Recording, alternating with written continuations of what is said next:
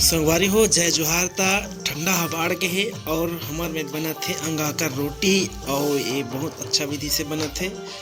आगे घलोक तापत बैठे हवन और यहाँ पर बना थे वह अंगा का रोटी और देख तरी का भुजात हवा टमाटर और ये टमाटर के जब चटनी पीस के खावे ना तो कितना सुंदर लगते। इला तो खाए तेने छजान ही और देखो ये रोटी में हमन का मसालेदार रोटी बनाए मन धनिया मेथी और काट के मिर्चा डाल देना और पूरा सान और बना थे रोटी और एक हर बनाओ मस्त चटनी।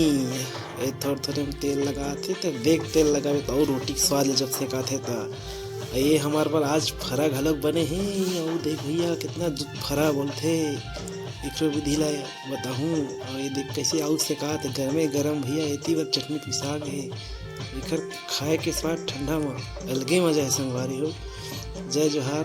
फिर मिलती नवा बड़ा।